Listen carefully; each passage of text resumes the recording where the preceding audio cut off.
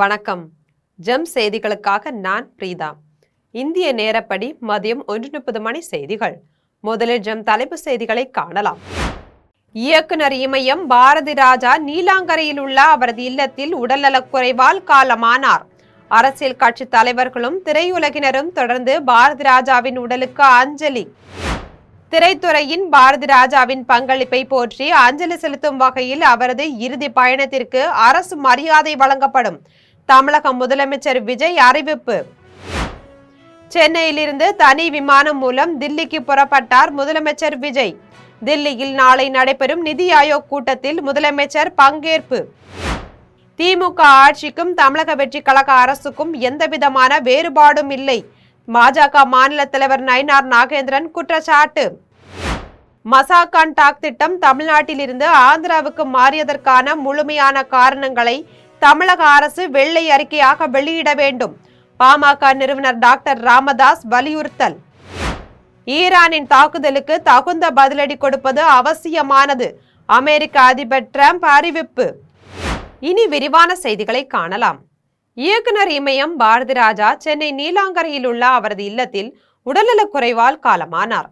தேனி மாவட்டம் அல்லிநகரம் என்ற ஊராட்சியில் பெரியம்மா தேவர் மீனாட்சி அம்மாள் தம்பதிகளுக்கு 1941ஆம் ஆண்டு ஜூலை மாதம் 17ஆம் தேதி பிறந்தவர் இயக்குனர் பாரதி ராஜா.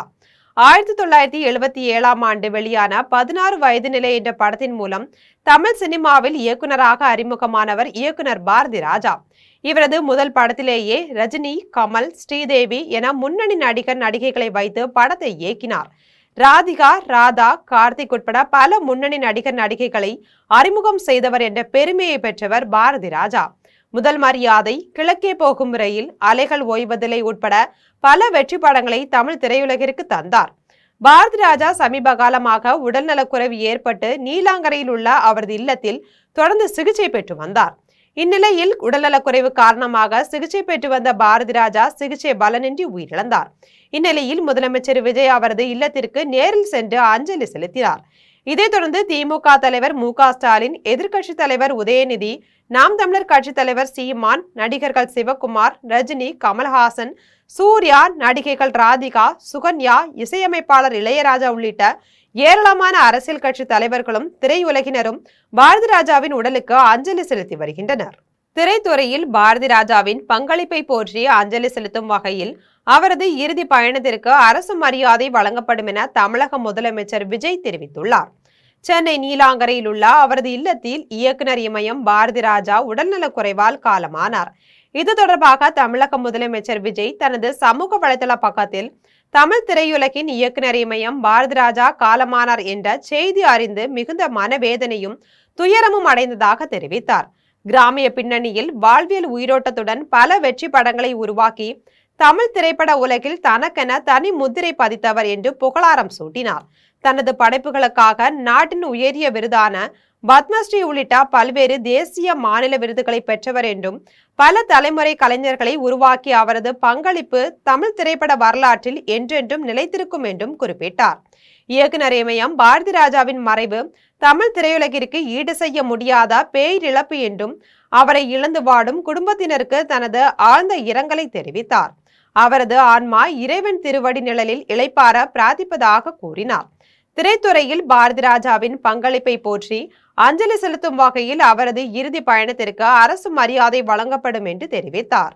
தில்லியில் நிதி ஆயோக் கூட்டம் நாளை நடைபெற உள்ள நிலையில் முதலமைச்சர் விஜய் சென்னையிலிருந்து தனி விமானம் மூலம் தில்லிக்கு புறப்பட்டார்.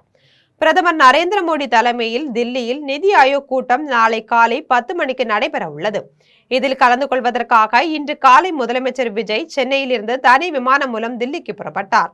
தில்லி சென்றடைந்ததும் முதலமைச்சர் விஜய் காங்கிரசின் மூத்த தலைவர்கள் சோனியா காந்தி மற்றும் ராகுல் காந்தியை சந்தித்து பேச உள்ளதாக கட்சி வட்டாரங்கள் தகவல் தெரிவித்துள்ளன. இதன் பின்னர் இன்று இரவு முதலமைச்சர் விஜய் தமிழ்நாடு இல்லத்தில் தங்குகிறார். 12ஆம் தேதி காலையில் மத்திய மந்திரிகள் சிலரை சந்திக்கலாம் என்று கூறப்படுகிறது. பின்னர் அன்று பிற்பகல் 3 மணிக்கு தனி விமானம் மூலம் தில்லியிலிருந்து புறப்படும் முதலமைச்சர் விஜய் மாலை 6 மணிக்கு சென்னை திரும்புகிறார். தில்லி பயணத்தின் போது ஜனாதிபதி மற்றும் துணை ஜனாதிபதியை மரியாதை நிமித்தமாக சந்திக்க முதலமைச்சர் விஜய் நேரம் கேட்டுள்ளதாகவும் தகவல் வெளியாகியுள்ளது.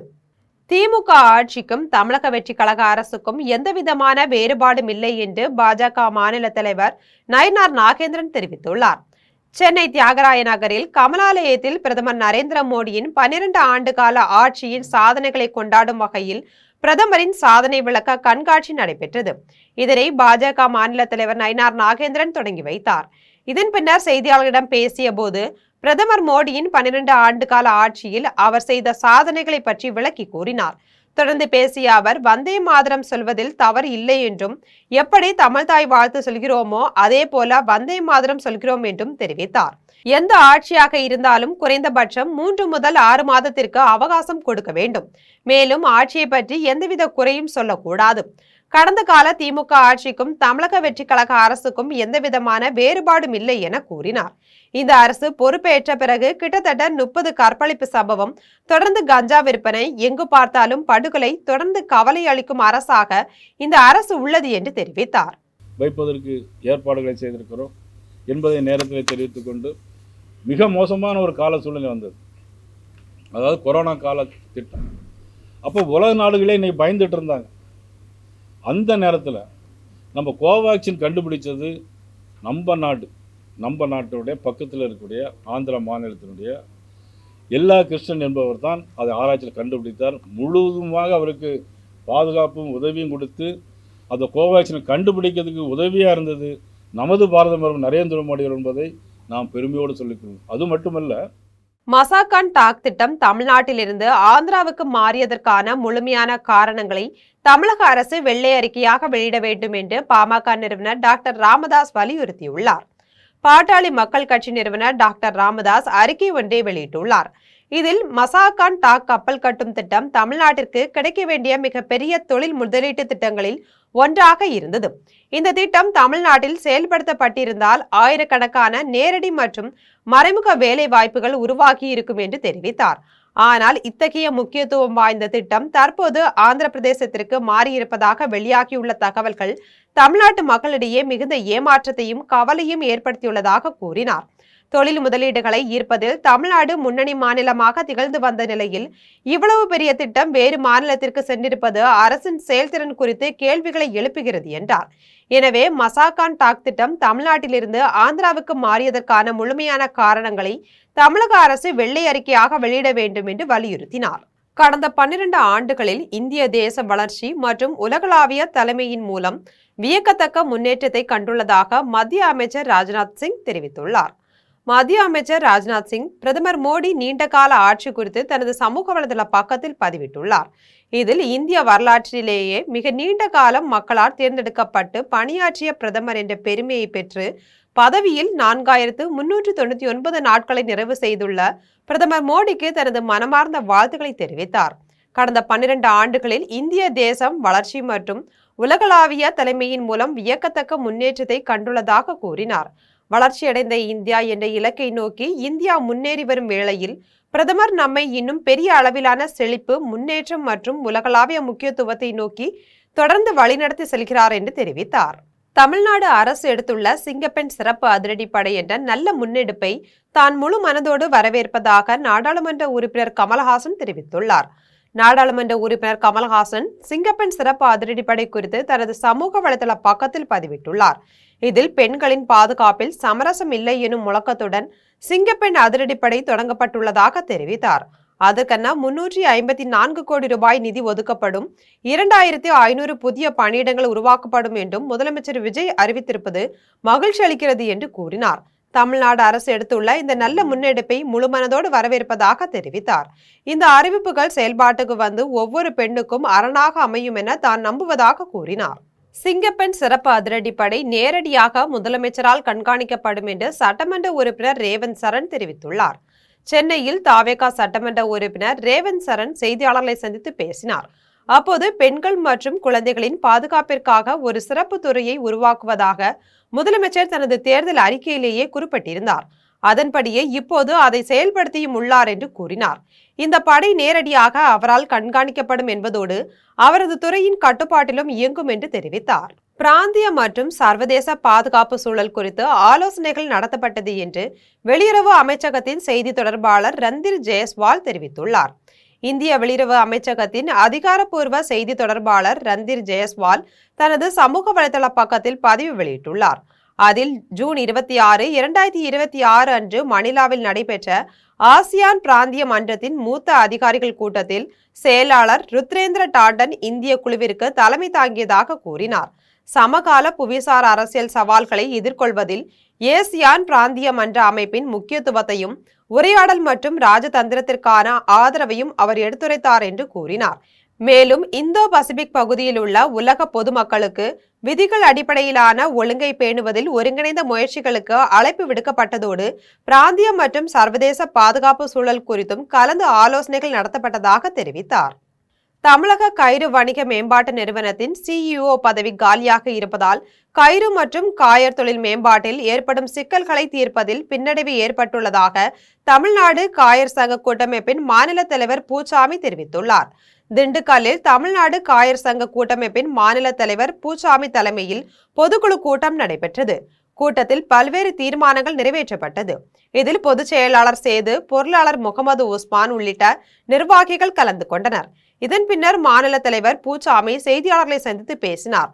அப்போது தமிழக கயிறு வணிக மேம்பாட்டு நிறுவனத்தின் CEO பதவி காலியாக இருப்பதால் கயிறு மற்றும் காயர் தொழில் மேம்பாட்டில் ஏற்படும் சிக்கல்களை தீர்ப்பதில் பின்னடைவு ஏற்பட்டுள்ளதாக தெரிவித்தார். இதேபோல் கேரளம் மாநிலம் கொச்சியை தலைமையிடமாக கொண்டு மத்திய கயிறு வாரியம் செயல்படுகிறது. இதன் சேர்மன் டில்லியில் இருப்பதால் நிர்வாக சிக்கல்கள் ஏற்படுகிறது. எனவே தலைமையிடமான கொச்சியிலேயே சேர்மன் தங்கியிருந்து செயலாற்ற மத்திய அரசு நடவடிக்கை எடுக்க வேண்டும் என்று வலியுறுத்தினார். அதுக்கு பாத்தீங்கன்னா நிறைய நிதி உதவி தேவைப்படுது, பில்டிங்ஸ் தேவைப்படுது. அதை ஒரு அனலைஸ் பண்ணி அந்த காயர் குழுமங்களை ஏற்கனவே இருக்கக்கூடியதை நல்ல முறையில் செயல்படுறதுக்கு அரசாங்கம் எங்களுக்கு உதவி பண்ணணும். இன்னும் எல்லா மாவட்டத்திலையுமே இந்த மாதிரியான காயர் கூட்டு குழுமங்களை உருவாக்கி அப்பதான் நாங்கள் வேல்யூ எடிஷன் பண்ணி அனுப்ப முடியும். இல்லைன்னா 80% ரா மெட்டீரியலாக நாங்கள் வெளிநாட்டுக்கு அனுப்பிச்சிட்டு இருக்கிறோம். அதை மதிப்பு கூட்டப்பட்ட பொருளாக மாற்றணும் அப்படின்னா நிறைய காயர் கிளஸ்டர்ஸ் வரணும். அதுல நிறைய சட்டத்திட்டங்களை ரொம்ப சிம்பிளிஃபை பண்ணி எங்களுக்கு கொடுக்கணுங்கிறது எங்களுடைய மிக முக்கியமான கோரிக்கைங்க. ஏமாந்து ஓட்டு போட்ட மக்கள் இனிவரும் உள்ளாட்சி தேர்தல்களில் தாவேகாவை துரத்தி அடிப்பார்கள் என்று முன்னாள் அமைச்சர் தாமோ அன்பரசன் எச்சரிக்கை விடுத்துள்ளார். சென்னை ஐயப்பந்தாங்கலில் திமுக சார்பில் மறைந்த முன்னாள் முதலமைச்சர் கருணாநிதியின் 103வது பிறந்தநாள் விழா பொதுக்கூட்டம் ஐயப்பந்தாங்கல் ஊராட்சி மன்ற தலைவர் ஜெமிலா பாண்டுரங்கன் தலைமையில் நடைபெற்றது. இந்நிகழ்ச்சியில் நாடாளுமன்ற உறுப்பினர் TR பாலு, திமுக முதன்மை செயலாளர் RS பாரதி, முன்னாள் அமைச்சர்கள் தாமோ அன்பரசன் மற்றும் கோவி செழியன் ஆகியோர் கலந்து கொண்டனர். இக்கூட்டத்தில் முன்னாள் அமைச்சர் தாமோ அன்பரசன் பேசிய போது தனக்கான துறை எது என்று தெரியாமல் தாவேகா சுற்றுச்சூழல் துறை அமைச்சர் செயல்படுகிறார் என்று விமர்சித்தார். ஏமாந்து ஓட்டு போட்ட மக்கள் இனிவரும் உள்ளாட்சி தேர்தல்களில் இவர்களை துரத்தி அடிப்பார்கள் என்றும் எச்சரிக்கை விடுத்தார். திமுக தொண்டர்கள் இப்போதிலிருந்தே தேர்தல் பணிகளை தொடங்க வேண்டும் என்று கேட்டுக்கொண்டார். தூத்துக்குடி அருகே பல கோடி ரூபாய் மதிப்பிலான 4 ஏக்கர் நிலத்தை ஆக்கிரமித்து வாடகை தராமல் மிரட்டும் உணவக உரிமையாளர் மீது நடவடிக்கை எடுக்க வேண்டும் என நில உரிமையாளர் கோரிக்கை விடுத்துள்ளார். தூத்துக்குடி மாவட்டம் பாளையங்கோட்டை சாலையில் முத்துசாமி என்பவருக்கு சொந்தமான பல கோடி ரூபாய் மதிப்புள்ள 4 ஏக்கர் நிலம் உள்ளது. முத்துசாமி உயிரிழந்ததை தொடர்ந்து அவரது வாரிசுதாரரும் வழக்கறிஞருமான காந்திமதிநாதன் தற்போது அந்த சொத்தை நிர்வகித்து வருகிறார். இந்நிலையில் பல ஆண்டுகளுக்கு முன்பு தூத்துக்குடி மற்றும் நெல்லையில் செயல்பட்டு வந்த தனியார் உணவக உரிமையாளர் மணி என்பவர் இந்த இடத்தை வாடகை ஒப்பந்த அடிப்படையில் பெற்று அதில் உணவகம் மற்றும் திருமண மண்டபத்தை நடத்தி வந்துள்ளார். 2018ஆம் ஆண்டு ஹோட்டல் உரிமையாளர் மணி உயிரிழந்ததை தொடர்ந்து அவரது மகன் தமிழ்செல்வன் நிறுவனத்தின் நிர்வாகத்தை கவனித்து வருகிறார். உரிமையாளர் மணி இறந்ததை தொடர்ந்து வாடகை ஒப்பந்தமும் காலாவதியாகிவிட்டதாகவும் அதன் பின்னர் முறையான வாடகை தொகை செலுத்தப்படவில்லை என்றும் நில உரிமையாளர்கள் குற்றம் சாட்டியுள்ளனர். இது தொடர்பாக இரு தரப்பினருக்கும் இடையே நீதிமன்றத்தில் வழக்கு நிலுவையில் உள்ளது. நில பிரச்சனையால் இரு தரப்பினருக்கும் இடையே அடிக்கடி தகராறு ஏற்பட்டு வந்ததாகவும் இது தொடர்பாக காவல் நிலையங்களில் புகார்கள் அளிக்கப்பட்டு வழக்குகளும் பதிவு செய்யப்பட்டுள்ளதாக கூறப்படுகிறது. இந்த சூழ்நிலையில் தனது நிலப்பகுதிக்குள் நுழையும் நபர்கள் குறித்து தகவல் அறிந்து கொள்ளும் நோக்கில் நில உரிமையாளர் காந்திமதிநாதன் நுழைவு வாயிலில் பாதுகாப்பு பணியாளர்களை நியமித்துள்ளார். இதற்கு எதிர்ப்பு தெரிவித்து உணவக நிறுவன ஊழியர்கள் சாலை மறியல் போராட்டத்தில் ஈடுபட்டனர். இதனால் அப்பகுதியில் சிறிது நேரம் பரபரப்பான சூழ்நிலை நிலவியது. இதுகுறித்து நில உரிமையாளர் காந்திமதிநாதன் மற்றும் அவரது மகன் ராகுல் செய்தியாளர்களிடம் பேசிய போது வாடகை ஒப்பந்தம் முடிந்த பிறகும் உணவக நிர்வாகம் இடத்தை காலி செய்யாமல் உள்ளது என்றும் பல ஆண்டுகளாக முறையான வாடகையும் வழங்கப்படவில்லை என்றும் குற்றம் சாட்டினர். இந்த விவகாரத்தில் தமிழக முதலமைச்சர் உடனடியாக தலையிட்டு சட்டப்படி நடவடிக்கை எடுக்க வேண்டும் என கோரிக்கை விடுத்துள்ளனர். அதுக்கப்புறம் பாத்தீங்கன்னா புதுசா யாரெல்லாமோ இந்திக்காரெல்லாம் வரான், இவெல்லாம் என்னன்னு தெரியல, வீட்டுக்குள்ள அன்னைக்கு வந்துட்டான். என்னன்னு கேட்டா, இந்த மண் அடிச்சிட்டு இருந்தோம் வெள்ளத்தப்போ, அதனால கேட்டு போடாம வச்சிருக்கோம். அதையும் நீங்க இது பண்ணக்கூடாது, இடத்த மாற்றம் பண்ணக்கூடாது, அவன் இது பண்ணக்கூடாதுன்னு ரொம்ப பிரச்சனை. டெய்லி மன வச்சு எங்க அக்கா மருந்து குடிச்சிட்டு ஜிஹெச்சுக்கு போற அளவுக்கு செஞ்சுட்டாங்க. இவ்வளத்தையும் மீறி நாங்க இன்னும் சரி நம்ம கிட்ட நேர்மை இருக்கு, நியாயம் இருக்கு, நம்ம ஜெயிப்போன்றதுனாலதான் இன்னைக்கு நின்றுட்டு இருக்கோம். எனக்கு இதுக்கு ஒரு நியாயம் கிடைக்கணும். நாங்க எஸ்பி ஆபீஸ்க்கு ஆல்ரெடி நிறைய பெட்டிஷன் கொடுத்துருக்கோம். இது வரைக்கும் 250 பெட்டிஷன் கிட்ட நாங்க கொடுத்தது அப்படியே இருக்கு. அதுக்கு எந்த நடவடிக்கையும் இது வரைக்கும் பெருசா பண்ணதில்லை. எங்க மேல புட்டப் கேஸா ஒரு 3 எஃப்ஐஆர் போட்டாங்க. குடியாத்தம் அருகே ஊராட்சி மன்ற தலைவரின் கணவர் தீக்குளிக்க முயன்றதால் அப்பகுதியில் பெரும் பரபரப்பை ஏற்படுத்தியுள்ளது. வேலூர் மாவட்டம் முங்கம்பட்டு ஊராட்சி மன்ற தலைவரான லதாவின் கணவர் சுகுமார். இவர் முங்கம்பட்டு ஊராட்சி பகுதியில் சிமெண்ட் சாலை மற்றும் தண்ணீர் டேங்க் உள்ளிட்ட 5க்கும் மேற்பட்ட பணிகளை செய்து வந்துள்ளார். இப்பணிகள் முடிக்கப்பட்ட நிலையில் தொகை இதுவரை தரவில்லை என கூறப்படுகிறது. இதுகுறித்து வட்டார வளர்ச்சி அலுவலரிடம் அவர் கேட்டபோது பணிகள் சரியில்லை என புகார் மனு வந்துள்ள நிலையில் பணம் தர காலதாமதம் ஆகும் என தெரிவித்துள்ளார். இந்நிலையில் தான் வட்டிக்கு பணம் வாங்கி பணிகள் செய்ததாக கூறி சுகுமார் பெட்ரோல் கேனுடன் வட்டார வளர்ச்சி அலுவலகம் எதிரில் தீக்குளிக்க முயற்சி செய்துள்ளார். இதனையடுத்து அங்கிருந்தவர்கள் அவரை தடுத்து நிறுத்தினர். தகவல் அறிந்து வந்த காவல்துறையினர் அவருடன் பேச்சுவார்த்தை நடத்தினர். ஊராட்சி மன்ற தலைவரின் கணவர் பெட்ரோல் கேனுடன் வட்டார வளர்ச்சி அலுவலகத்திற்கு வந்ததால் அந்த பகுதியில் பெரும் பரபரப்பை ஏற்படுத்தியுள்ளது. கூத்தாநல்லூர் அருகே உள்ள அரசு மதுபான கடையை அகற்ற கோரி அப்பகுதி பொதுமக்கள் கடையை முற்றுகையிட்டு ஆர்ப்பாட்டத்தில் ஈடுபட்ட சம்பவம் பெரும் பரபரப்பை ஏற்படுத்தியுள்ளது. திருவாரூர் மாவட்டம் கூத்தாநல்லூர் அருகே காடுவெட்டியில் உள்ள அரசு மதுபான கடையை அகற்ற கோரி அப்பகுதி பொதுமக்கள் கடையை முற்றுகையிட்டு ஆர்ப்பாட்டத்தில் ஈடுபட்டனர். தொடர்ந்து கூத்தாநல்லூர் வட்டாட்சியர், மதுபான கடை மேலாளர், காவல் ஆய்வாளர் உள்ளிட்டோர் பொதுமக்களிடம் பேச்சுவார்த்தை நடத்தினர். அப்போது இந்த மதுபான கடையினால் பலர் உயிரிழந்துள்ளதாக பொதுமக்கள் குற்றம் சாட்டினர். மேலும் மதுபான கடையை அகற்றும் வரை கடை முன் நின்று போராட்டம் தொடரும் என எச்சரித்தனர். காடிவெடி தெருவு பண்டிதவுல இருந்து பேசுறோம். இங்க ஒயின் ஷாப் இருக்க கூடாதுன்னு நாங்க போராட்டம் பண்றோம். 6 மாசத்துக்கு முன்னாடி போய் கலெக்டருக்கு மனு கொடுத்தோம், அவங்க எடுக்கல. நகராட்சியில போய் மனு கொடுத்தோம், அங்கேயும் எடுக்கல. தாலுகா ஆபீஸ் போனோம், அங்கேயும் மனு கொடுத்தோம், எடுக்கல. இப்ப நாங்க காலைல 10 மணிக்கு வந்திருக்கிறோம். 10 மணில இருந்து நாங்க போராடிட்டு இருக்கோம். இன்னும் ஒயின் ஷாப் பூட்ட மாட்டாங்கிறாங்க, நடவடிக்கை எடுக்க மாட்டேங்கிறாங்க. நாளைக்கு இது திறக்க 10 நாளைக்கு கொடுக்குறாங்கிறாங்க, 1 மாசத்துக்கு டைம் கேட்கறாங்கிறாங்க. 1 வருஷத்துக்கு நாங்க டைம் கொடுத்துருக்குறோம், மூடவே இல்லை. இப்போ நாங்க காலைல 10 மணில இருந்து உட்காந்துருக்கிறோம். எங்களுக்கு நடவடிக்கை எடுத்தாகணும், இந்த கடையை மூடி ஆகணும். கோயம்பேடு மார்க்கெட் மற்றும் அதன் சுற்றுவட்டார பகுதிகளில் குற்ற சம்பவங்களை தடுப்பதற்காக 70க்கும் மேற்பட்ட காவல்துறையினர் தீவிர ரோந்து பணியில் ஈடுபட்டனர். சென்னை கோயம்பேடு மார்க்கெட் மற்றும் அதன் சுற்றுவட்டார பகுதிகளில் குற்ற சம்பவங்களை தடுக்கும் விதமாக காவல்துறையினர் நடந்தபடியே ரோந்து பணியில் ஈடுபட்டனர். இந்த கண்காணிப்பு பணியில் கோயம்பேடு உதவி ஆணையர் சரவணன் மற்றும் விருகம்பாக்கம் உதவி ஆணையர் பாஸ்கர் ஆகியோர் தலைமையில் 70க்கும் மேற்பட்ட காவல்துறையினர் ஈடுபட்டனர். இந்த அதிரடி சோதனையின் போது மார்க்கெட் பகுதியில் சட்டவிரோதமாக வைக்கப்பட்டிருந்த 30 மது பாட்டில்கள் பறிமுதல் செய்தனர். மேலும் சந்தேகத்திற்குரிய வகையில் சுற்றித் திரிந்த சில நபர்களை பிடித்து காவல்துறையினர் தீவிர விசாரணை நடத்தி வருகின்றனர். குற்றங்களை தடுக்கும் காவல்துறையினரின் இந்த நடவடிக்கைக்கு அப்பகுதி வியாபாரிகளும் பொதுமக்களும் வரவேற்பை தெரிவித்துள்ளனர். புதுக்கோட்டை அருகே அரசால் தடை செய்யப்பட்ட ஹான்ஸ் உள்ளிட்ட குட்கா பொருட்களை விற்பனை செய்து வந்த 17 வயது சிறுவனை காவல்துறையினர் கைது செய்துள்ளனர்.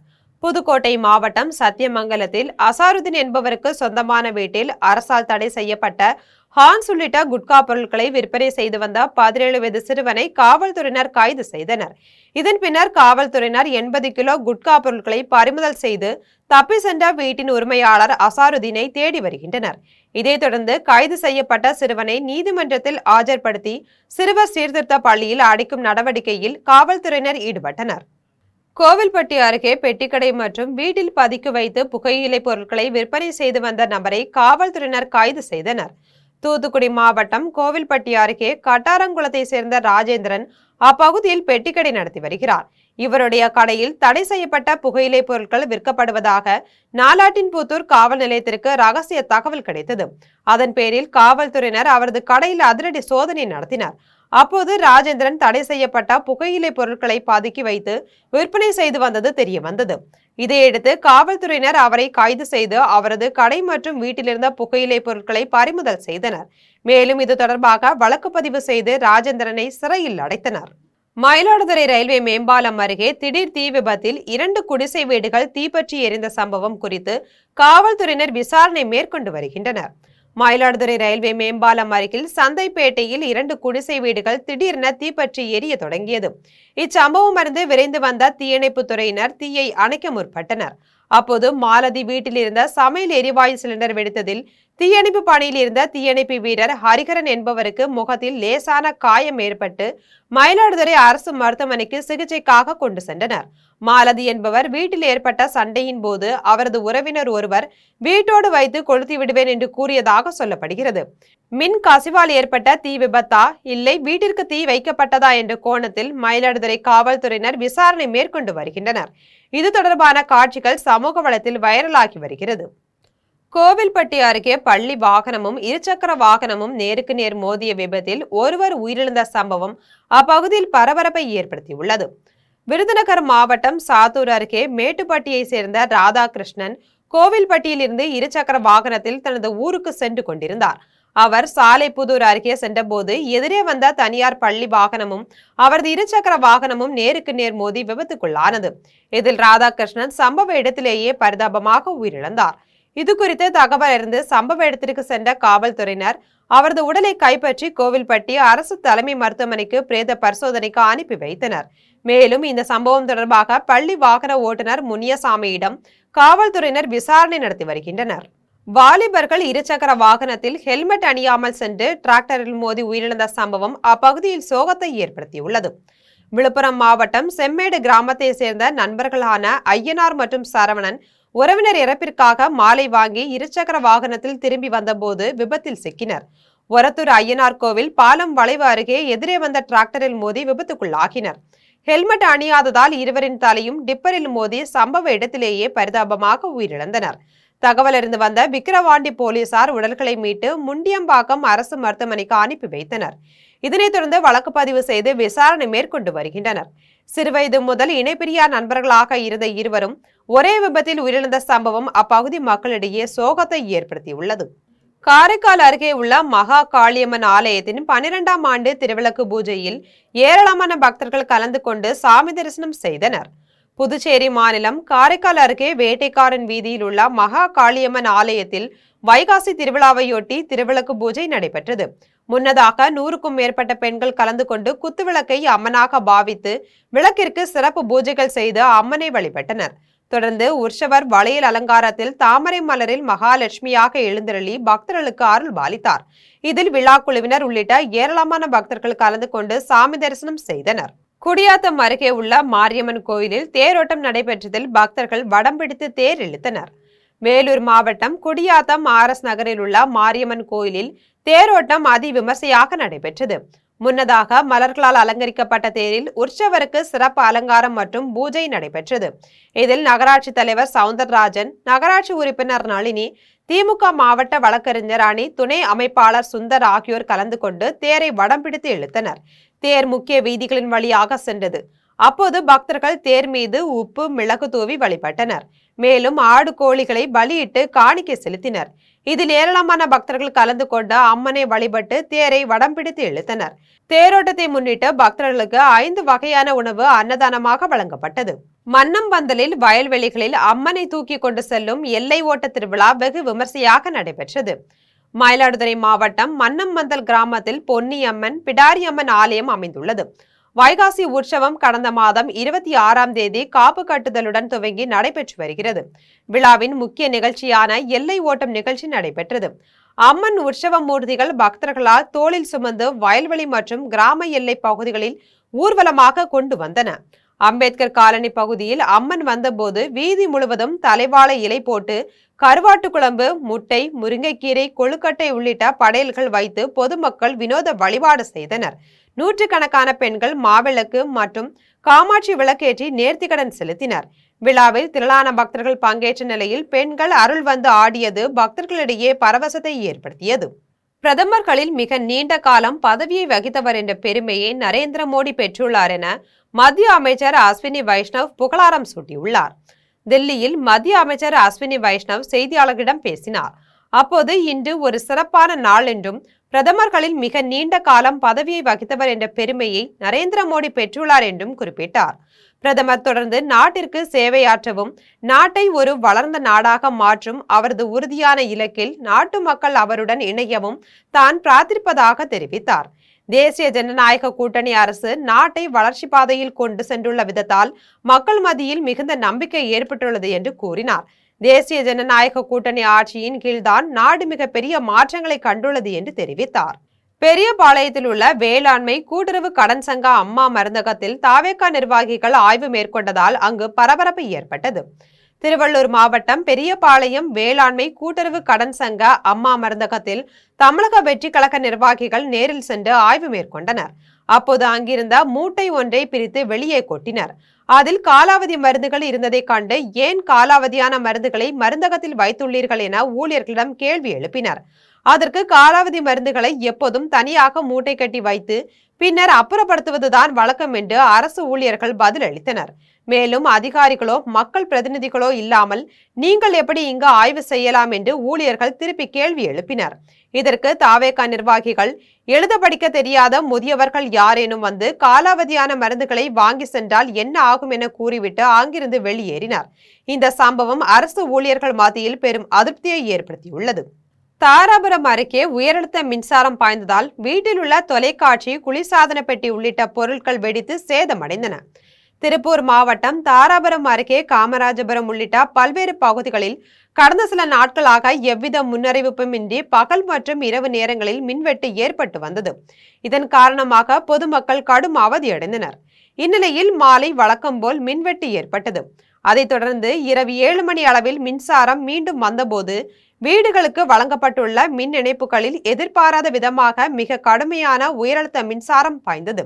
இதனால் அப்பகுதியை சேர்ந்த கோமதி, ராமதாள், மேகலா, அஸ்வினி, அவராஞ்சி, அம்மாள், திவ்யா, மகுடீஸ்வரி, ஆனந்தி உள்ளிட்ட 40க்கும் மேற்பட்ட வீடுகளில் இயங்கிக் கொண்டிருந்த தொலைக்காட்சி பெட்டிகளின் உள்புற எலக்ட்ரானிக் பாகங்கள் திடீரென பயங்கர சத்தத்துடன் வெடித்து சிதறி கரும்புகை வெளியேறியது. மேலும் 18 குளிர்சாதன பெட்டிகளின் கம்ப்ரசர் மோட்டார்கள், எலக்ட்ரிக் அடுப்பு, மின்விசிறி முற்றிலும் எரிந்து சாம்பல் ஆக்கின. இது தவிர மின்சார அடுப்புகள் மற்றும் மின் இணைப்புகளில் சார்ஜ் செய்யப்பட்டு வந்த ஏராளமான செல்போன்கள் என 8 லட்சம் ரூபாய் மதிப்புள்ள எலக்ட்ரானிக் சாதனங்கள் முற்றிலும் செயலிழந்து வீணாகின.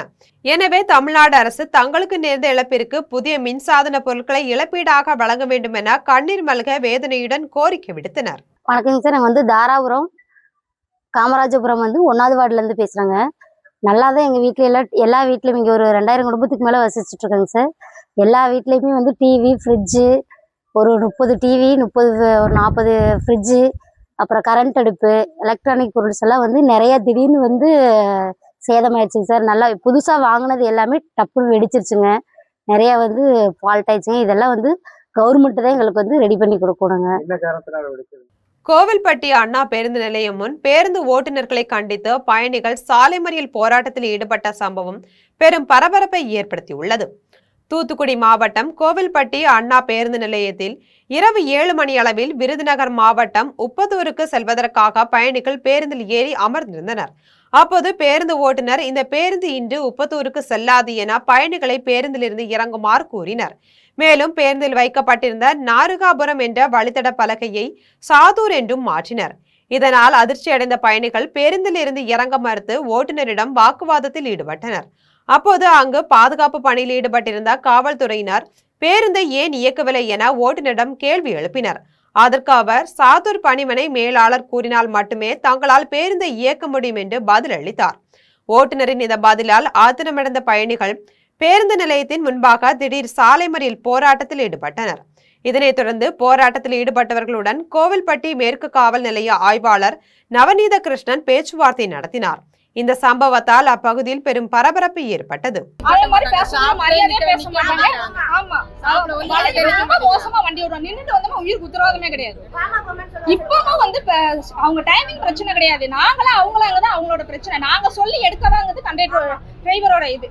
நாங்க சொல்லி அவங்க எடுக்க வாங்குது அவங்களோட பிரச்சனை. இப்ப கேட்டா டிப்போல உள்ள அவங்க மேனேஜர் யாரோ போன பிளைட் மோட்ல போட்டாங்களா, எடுக்க மாட்டாங்களாம். அப்புறம் எதுக்கு பஸ் ஓடணும்? நாங்க நடந்தே போய்க்கிடுமே. அவங்க அதிகாரியே இல்ல. ஒரு அதிகாரினா ஒரு பிரச்சனை ஃபேஸ் பண்ணணும்.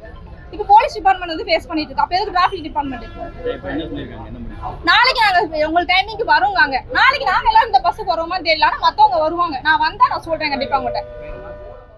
புதுச்சேரி அருகே மயான பிரச்சனையில் நடுக்குப்பம் மீனவ பெண்கள் கழுத்தில் கயிறு கட்டி கொண்டு தன் உயிரை மாய்த்து கொள்ள முயற்சி செய்த சம்பவம் அப்பகுதியில் பெரும் பரபரப்பை ஏற்படுத்தியுள்ளது. புதுச்சேரி அடுத்த தமிழக பகுதியான நடுக்குப்பம் மீனவ கிராமத்திற்கும் அருகே உள்ள ஆதி திராவிட மக்களுக்கும் மயானம் தொடர்பாக பல ஆண்டுகளாக பிரச்சனை நீடித்து வருகிறது. இந்நிலையில் கடந்த சில தினங்களுக்கு முன்பு ஆதி திராவிட இனத்தை சேர்ந்த ஒருவர் உயிரிழந்த நிலையில் அவரை புதைக்க சென்ற போது நடுக்குப்பம் மீனவர்கள் அவர்களை விரட்டி தாக்கியதாக கூறப்படுகிறது. இதை கண்டித்து ஆதி திராவிட இன மக்கள் கோட்டக்குப்பம் ரவுண்டானா பகுதியில் திடீர் சாலை மறியல் போராட்டத்தில் ஈடுபட்டனர். காவல்துறையினரின் பேச்சுவார்த்தைக்கு பிறகு போராட்டம் கைவிடப்பட்டது. இந்நிலையில் தமிழக அரசு ஆதி திராவிட மக்களுக்கு சாதகமாக செயல்படுவதாக கூறி நடுக்குப்பம் மீனவ பெண்கள் கழுத்தில் கயிறு கட்டிக்கொண்டு கடலில் இறங்கி தன் உயிரை மாய்த்துக் கொள்ளும் முயற்சியில் ஈடுபட்ட நிலையில் காவல்துறையினர் அவர்களை தடுத்து நிறுத்தினர். இதனால் அப்பகுதியில் பெரும் பரபரப்பை ஏற்படுத்தியுள்ளது. சென்னை துறைமுகத்தில் கல்மார் எனப்படும் கிரேன் சக்கரத்தில் சிக்கி ஊழியர் உயிரிழந்த சம்பவம் பெரும் பரபரப்பை ஏற்படுத்தியுள்ளது. விழுப்புரம் மாவட்டத்தை சேர்ந்த பாலமுருகன் என்பவர் சென்னை துறைமுகத்தில் இயங்கி வரும் தனியார் நிறுவனத்தில் கண்டெய்னர் சோதிப்பாளராக பணியாற்றி வருகிறார். துறைமுகத்தின் 7வது நுழைவு வாயிலில் உள்ள கண்டெய்னர் வார்டில் பணியில் ஈடுபட்டிருந்த போது ஆபரேட்டர் கிரேனினை பின்னால் இயக்கிய போது பாலமுருகன் மீது கிரேன் மோதியதில் நிகழ்விடத்திலேயே உயிரிழந்தார். இதனால் பயந்து போன கிரேன் ஆபரேட்டர் அங்கிருந்து தப்பினார். இதனை அடுத்து கண்டெய்னர் லாரி ஓட்டுநர்கள் மற்றும் ஊழியர்கள் ஒன்றிணைந்து தனியார் நிறுவன அதிகாரிகளிடம் வாக்குவாதத்தில் ஈடுபட்டனர்.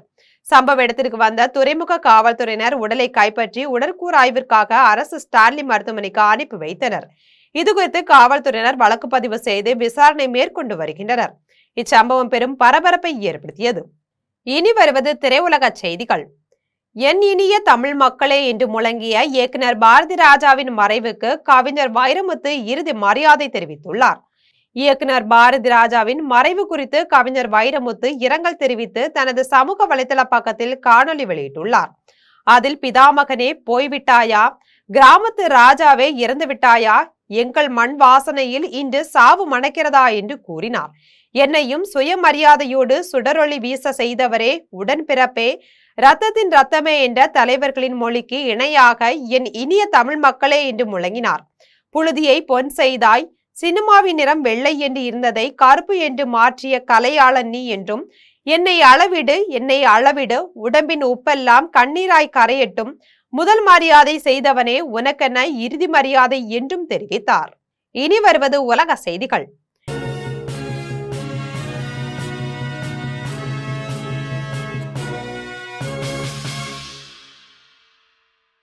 ஈரானின் தாக்குதலுக்கு அமெரிக்கா தகுந்த பதிலடி கொடுப்பது அவசியமானது என்று அமெரிக்க அதிபர் டிரம்ப் தெரிவித்துள்ளார். அமெரிக்க அதிபர் டொனால்ட் டிரம்ப் தனது ட்ரூத் சோஷியல் வலைதள பக்கத்தில் ஹார்மஸ் நீரிணை பகுதியில் ரோந்து பணியில் ஈடுபட்டிருந்த அமெரிக்காவின் அதிநவீன அப்பாச்சி ஹெலிகாப்டர்களில் ஒன்றை ஈரானியர்கள் சுட்டு வீழ்த்தியதாக தனது இராணுவத்தினர் தெரிவித்துள்ளதாக கூறினார். அதில் இருந்த 2 விமானிகளும் காயமின்றி பாதுகாப்பாக உள்ளனர். இருப்பினும் இந்த தாக்குதலுக்கு அமெரிக்கா தகுந்த பதிலடி கொடுப்பது அவசியமானது என்றும் தெரிவித்தார். இனி வருவது விளையாட்டுச் செய்திகள்.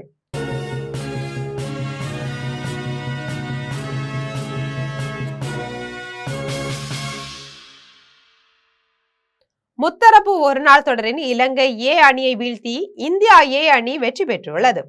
இந்தியா ஏ, இலங்கை ஏ, ஆப்கானிஸ்தான் ஏ அணிகள் மோதும் முத்தரப்பு ஒருநாள் தொடர் இலங்கையில் நடந்து வருகிறது. இந்நிலையில் இலங்கை ஏ மற்றும் இந்தியா ஏ அணிகள் மோதும் ஒருநாள் போட்டி தம்புல்லாவில் நடைபெற்றது. டாஸ் வென்ற இந்தியா ஏ அணி முதலில் பேட்டிங் தேர்வு செய்து 50 ஓவர்களில் 6 விக்கெட் இழப்புக்கு 277 ரன்கள் எடுத்தது. இதில் சிறப்பாக விளையாடிய ருதுராஜ் கெய்ட்வாட் 101 ரன்களும், திலக் வர்மா 60 ரன்களும் எடுத்தனர். இதனை அடுத்து 278 ரன்கள் எடுத்தால் வெற்றி என்ற இலக்குடன் களமிறங்கிய இலங்கை ஏ அணி 48 ஓவர்களில் 269 ரன்கள் மட்டும் எடுத்து ஆல் அவுட் ஆனது. இதன் மூலம் 8 ரன்கள் வித்தியாசத்தில் இந்தியா ஏ அணி திரில் வெற்றி பெற்றது. இனி வருவது தங்கம், வெள்ளி மற்றும் பங்கு சந்தை விலை நிலவரம்.